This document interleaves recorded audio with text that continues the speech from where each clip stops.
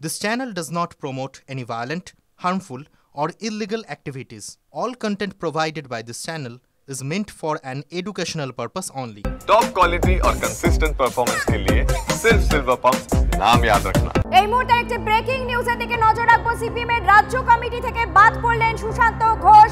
বাদের খাতায় অনেকের নাম নেই অশোক ভট্টাচার্য, জীবেশ সরকারের। আরো বিস্তারিত জানবো, আমাদের সঙ্গে রয়েছেন আমাদের প্রতিনিধি প্রদীপ্ত। প্রদীপ্তর কাছে যাব, কিন্তু তার আগে আপনাদের আরো একবার জানিয়ে রাখি এই মুহূর্তের ব্রেকিং খবর, যে খবরের দিকে আমরা নজর রেখেছি। সিপিএম এর রাজ্য কমিটি থেকে বাদ পড়লেন সুশান্ত ঘোষ। বাদের খাতায় অনেকের নাম রয়েছে, নাম নেই অশোক ভট্টাচার্য, জীবেশ সরকারের। 80 জনের রাজ্য কমিটিতে 14 জন মহিলা, 11 জন নতুন মুখ।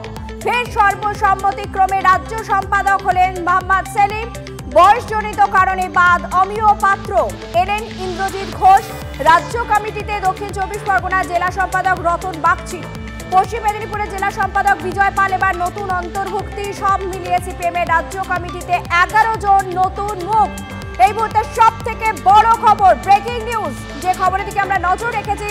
সিপিএম এর রাজ্য কমিটি থেকে বাদ পড়লেন সুশান্ত ঘোষ। বাদের খাতায় অনেকে, নাম নেই অশোক ভট্টাচার্য, জীবেশ সরকারের। 80 জনের রাজ্য কমিটিতে 14 জন মহিলা, 11 জন নতুন মুখ। আরো বিস্তারিত জানবো, আমাদের সঙ্গে রয়েছেন আমাদের প্রতিনিধি প্রদীপ্ত। প্রদীপ্ত, আরেকটু বিষয়টি যদি আলোকপাত করো। দেখো, সামনেই বিধানসভা নির্বাচন রয়েছে এবং সিপিআইএম এর যে নতুন রাজ্য কমিটি তৈরি হয়েছে 80 জনের, সেখানে 14 জন মহিলাকে রাখা হয়েছে। এবং আমরা গতকালই বলছিলাম যে সিপিআইএম এবছর কমিটি গঠনে অন্তত কোথাও বিতর্ক রাখতে চাইছে না, ফলে পুরোটাই তাদের প্রথা মাফিক ফর্মুলা মেনেই এবারের রাজ্য কমিটি তৈরি করা হয়েছে। বয়সজনিত কারণে বিকাশ রঞ্জন ভট্টাচার্য, শুভেন্দু পানিগ্রাহী, অশোক ভট্টাচার্য, জীবেশ সরকারের মতো নেতৃত্ব তারা বাদ পড়েছেন।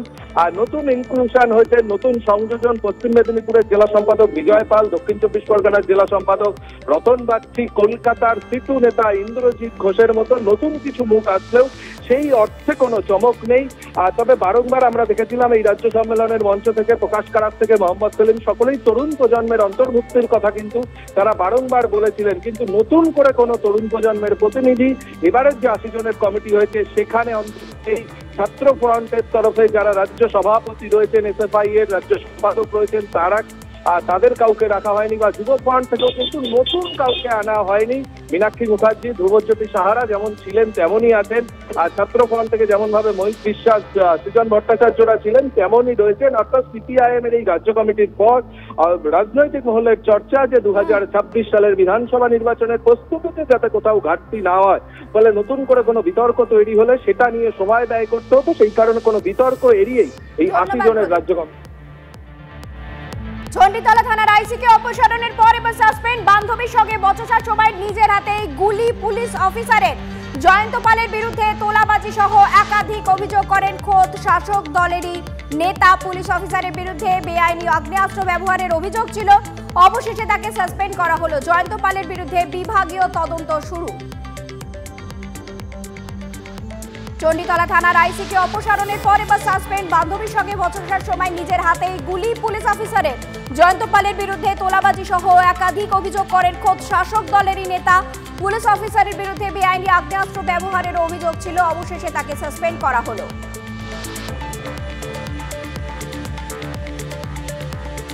49 বছরেও বাড়েনি মথুরাপুরের প্রাথমিক স্বাস্থ্যকেন্দ্রের বেড।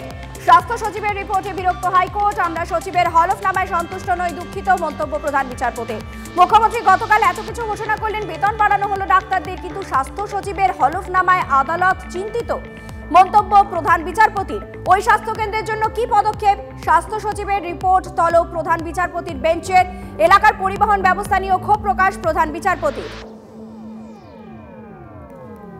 49 বছরে বাড়েনি মথুরাপুরের প্রাথমিক স্বাস্থ্যকেন্দ্রের বেড। স্বাস্থ্য সচিবের রিপোর্টে বিরক্ত হাইকোর্ট।